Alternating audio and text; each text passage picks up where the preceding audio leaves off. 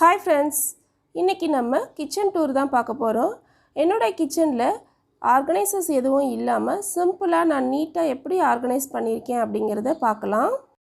Counter டாப்போட right சைடில் கிரைண்டரும் அது பக்கத்துலேயே வந்து மிக்ஸியும் வச்சுருக்கோம். இதுக்கு ரெண்டுக்குமே வந்து ஃப்ளக் பாயிண்ட் நமக்கு இங்கே இருக்குது. இதுக்கு பார்த்திங்கன்னா கிளாத்லேயே வந்து இந்த மாதிரி கவர் ஸ்டிச் பண்ணி போட்டிருக்கோம். இதனால் டஸ்ட் எதுவும் படியாமல் நீட்டாக இருக்கும். ஒரு கப்பில் சிசர்ஸு, நைஃபு, லைட்டர் இதெல்லாம் நான் ஆர்கனைஸ் பண்ணி வச்சுருக்கேன். இதுக்கு முன்னாடி ஒரு ஸ்டீல் ஆர்கனைசரில் நான் ஆர்கனைஸ் பண்ணியிருந்தேன். அடுப்பு பக்கத்தில் இருக்கும்போது எண்ணெயெல்லாம் தெரிச்சதுனால க்ளீன் பண்ணுறது கஷ்டமாக இருந்தது. இந்த கப்பு வந்து க்ளீன் பண்ணுறதுக்கு ஈஸியாக இருக்குது. அதனால் நான் இப்படி ஆர்கனைஸ் பண்ணியிருக்கேன். இதுக்கு பக்கத்துலேயே பார்த்திங்கன்னா ப்ரெஸ்டீஜ் பிராண்டோட கிளாஸ் ஸ்டவ் 2 பர்னர் வந்து ஸ்டவ் இருக்குது. இது வாங்கி 5 இயர்ஸ் ஆகுது. ஸ்டவ் அடுத்து பார்த்திங்கன்னா இவ்வளோ ஸ்பேஸ் வந்து இருக்கும். இதில் வந்து பார்த்திங்கன்னா குக் பண்ண ஃபுட்டை வந்து வைக்கிறதுக்காக 2 ஸ்டாண்ட் வச்சுருக்கேன். இங்கே தான் வந்து வெஜிடபிள்ஸ்லாம் வந்து கட் பண்ணுறதுக்கும் அதுக்கப்புறமா குக் பண்ண ஃபுட்டெல்லாம் வைக்கிறதுக்கும் இந்த ஸ்பேஸை வந்து யூஸ் பண்ணிக்குவேன். இந்த கார்னரில் பார்த்திங்கன்னா ஒரு பிளாஸ்டிக் பாக்ஸ் வச்சுருக்கேன். இதில் என்ன வச்சுருக்கேன்னா நான் வந்து வெசல்ஸ் எல்லாமே லிக்விடில் தான் க்ளீன் பண்ணுவேன். அதனால் பாத்திரம் கழுவுற லிக்விட் இருக்குது. இந்த பாக்ஸில் சபீனா பவுடர் போட்டு வச்சுருக்கேன். இது எதுக்குன்னா நம்ம ஸ்டெயின்லெஸ் ஸ்டீல் பாத்திரத்தில் குக் பண்ணும்போது 2-3 வாட்டி குக் பண்ணதுக்கப்புறமா அடியில் பார்த்திங்கன்னா லைட்டாக கருப்பான மாதிரி இருக்கும். அதை இந்த சபீனா பவுடர் வச்சு க்ளீன் பண்ணும்போது ஈஸியாக க்ளீன் ஆகி வந்துடும். அதுக்கப்புறமா வந்து பால் பாத்திரத்தெல்லாம் க்ளீன் பண்ண ஒரு ஸ்டீல் ஸ்க்ரப்பரு, அப்புறம் ஒரு டூத் ப்ரஷ்ஷு வச்சுருக்கேன். அதுக்கு மேலே பார்த்திங்கன்னா வாட்டர் ப்யூரிஃபையர் இருக்குது.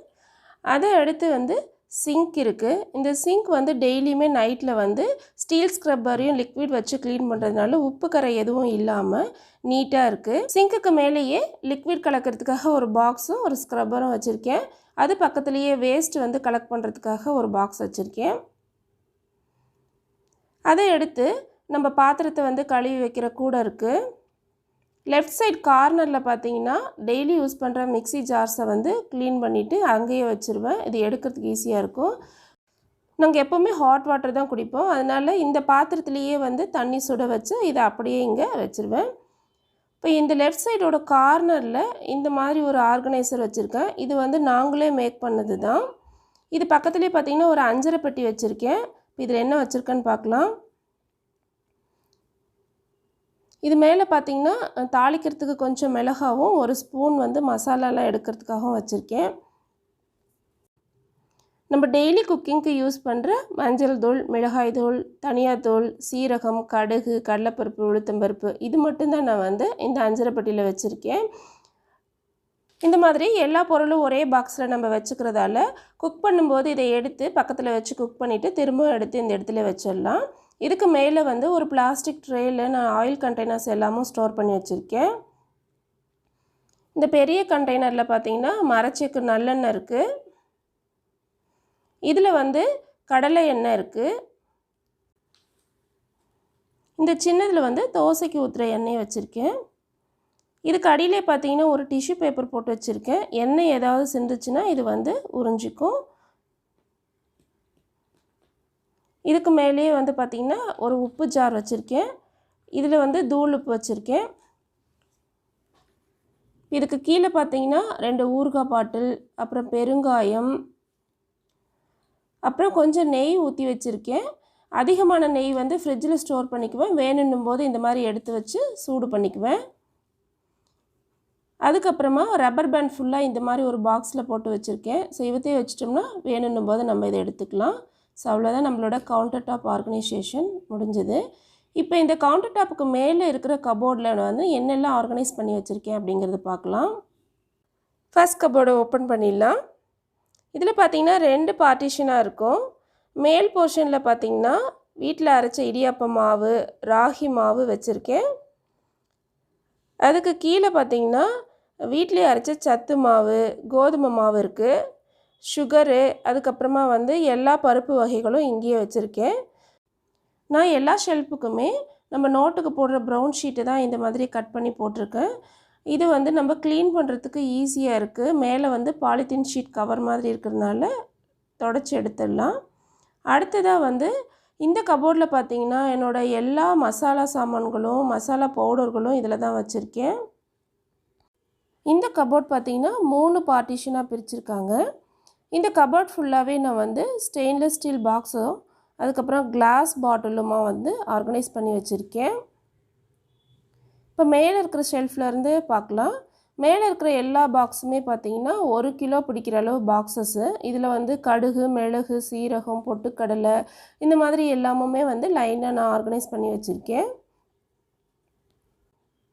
அதுக்கு கீழே இருக்கிற ஷெல்ஃபில் 4 பாக்ஸஸ் ஒரே மாதிரி வச்சுருக்கேன்.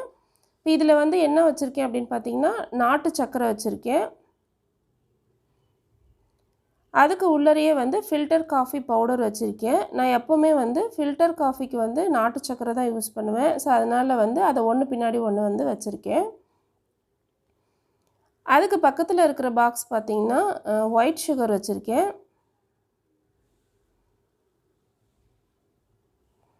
அதுக்கு பின்னாடி இருக்கிற பாக்ஸில் வந்து டீ பவுடர் வச்சுருக்கேன்.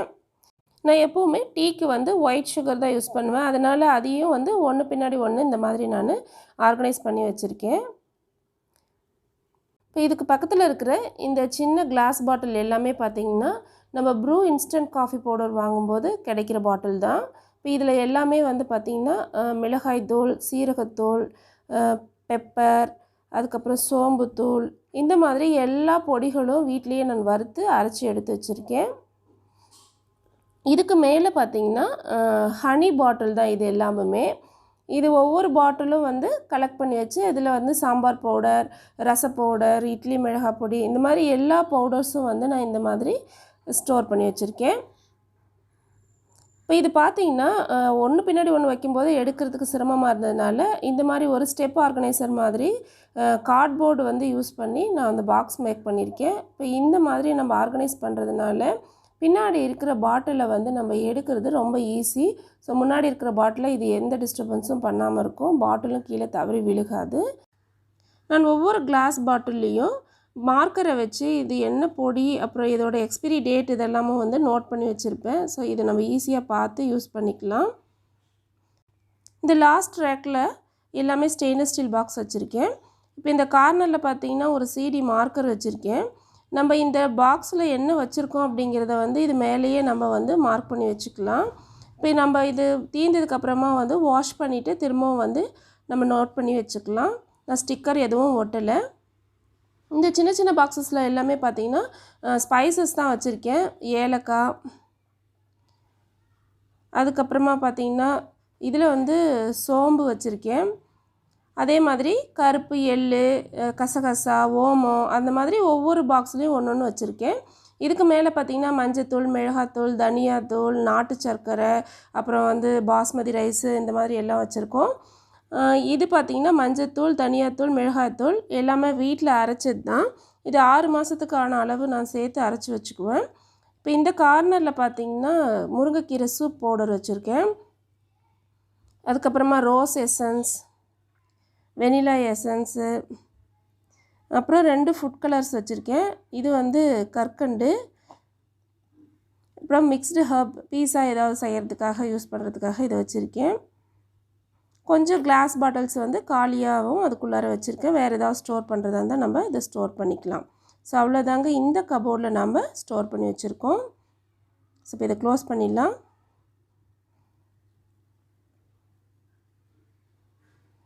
இப்போ லாஸ்ட் கபோர்டை பார்ப்போம். இதில் ஃபுல்லாகவே நான் வந்து பிளாஸ்டிக் கண்டெய்னர்ஸ் தான் வந்து ஸ்டோர் பண்ணி வச்சுருக்கேன். இது எல்லாமே ஃபுட் கிரேட் பிளாஸ்டிக்ஸு. இதுவும் பார்த்திங்கன்னா 2 டிவிஷன்ஸாக இருக்குது. மேலே வந்து நம்ம மிக்சிங் பவுல்ஸ் வச்சுருக்கேன். அதுக்கு உள்ளார பார்த்திங்கன்னா குட்டி குட்டி பவுல்ஸ் எல்லாமும் வந்து நம்ம வீடியோ எடுக்கிறதுக்காக யூஸ் பண்ணுறதுக்கு வச்சுருக்கேன். இது எப்போயோ தான் எடுக்கிறதுனால இது உள்பகுதியில் வச்சுருக்கேன். இது மேலே பார்த்திங்கன்னா தனியா, கார்ன்ஃப்ளவரு, அதுக்கப்புறம் வந்து பட்டாணி பருப்பு இந்த மாதிரி எல்லாமும் ஸ்டோர் பண்ணியிருக்கேன். இப்போ இதுக்கு கீழே பார்த்திங்கன்னா இந்த இடம் வந்து ஸ்நாக்ஸ் வைக்கிறதுக்காக எப்போவுமே யூஸ் பண்ணிக்குவோம். ஸோ பிஸ்கெட்ஸு, இப்போ டேட்ஸ் மட்டும்தான் இருக்குது. இந்த ரேக் ஃபுல்லாகவே வந்து 2 பாக்ஸாக நான் அடுக்கி வச்சுருக்கேன். இந்த பாக்ஸ் வந்து கீழே விழுகாத மாதிரி இதுக்குள்ளார ஒரு குழிவான பகுதி இருக்குது. அதில் வந்து இது நல்லாவே ஃபிட் ஆகிக்கும். அதனால் நான் இந்த மாதிரி அடுக்கி வச்சுருக்கேன். இதோட கார்னரில் பார்த்திங்கன்னா ஜிப்லாக் பேக் வச்சுருக்கேன். அதுக்கப்புறமா இந்த பாக்ஸில் வந்து கருப்பு சன்னா, வெள்ளை சன்னா, பட்டாணி, மைசூர் பருப்பு, இது வந்து காஷ்மீரி ரெட் சில்லி. இந்த பாக்ஸில் பார்த்திங்கன்னா வெங்காய வடகம் வந்து ஸ்டோர் பண்ணியிருக்கேன். இந்த வடகம் வந்து கீரை குழம்பு, கருவாட்டு குழம்பு அந்த மாதிரி எல்லாத்துக்கும் யூஸ் பண்ணிக்கலாம். இது 2 வருஷம் ஆனால் கூட உங்களுக்கு கெட்டு போகாமல் அப்படியே இருக்கும். இதில் ஜவ்வரிசி அப்புறம் சேமியா வச்சுருக்கேன். முட்டை எப்போவுமே நான் வந்து ஃப்ரிட்ஜில் ஸ்டோர் பண்ணுறதில்ல. இந்த மாதிரி வெளியிலேயே வந்து எக் ட்ரேவில் வச்சு நான் யூஸ் பண்ணிவிடுவேன். இதுக்கு கீழேயே பார்த்திங்கன்னா ஒரு மசாலா பாக்ஸ் வச்சுருக்கேன். இதில் என்ன வச்சுருக்கேன் அப்படின்னு பார்ப்போம். நம்ம பிரியாணிக்கு வந்து யூஸ் பண்ணுற எல்லா ஸ்பைசஸுமே பார்த்திங்கன்னா நான் இதுலேயே வந்து ஒன்றா ஸ்டோர் பண்ணி வச்சுருக்கேன். ஸோ பிரியாணி செய்யும்போது இந்த ஒரு பாக்ஸை நம்ம எடுத்து எல்லாமே வந்து போட்டுக்கிறது ஈஸியாக இருக்குது. எப்போவுமே எந்த மசாலா பொருளும் நான் ஃப்ரிட்ஜில் ஸ்டோர் பண்ணி வைக்கிறது இல்லை. குறைவாக வாங்கி வெளியிலே வச்சு நான் யூஸ் பண்ணிடுவேன். ஸோ அவ்வளோதான். இந்த கபோர்டை க்ளோஸ் பண்ணிடலாம். கவுண்டர் டாப்புக்கு கீழே இருக்கிற கபோர்ட்ஸில் நான் எப்படி ஆர்கனைஸ் பண்ணியிருக்கேன் அப்படிங்கிறத அடுத்த வீடியோவில் பார்க்கலாம். இந்த வீடியோ கண்டிப்பாக உங்களுக்கு யூஸ்ஃபுல்லாக இருக்குன்னு நினைக்கிறேன். இந்த வீடியோ உங்களுக்கு பிடிச்சிருந்தா சேனலை சப்ஸ்கிரைப் பண்ணுங்கள், கூடவே பெல் ஐக்கானை கிளிக் பண்ணுங்கள். தேங்க்யூ ஃபார் வாட்சிங்.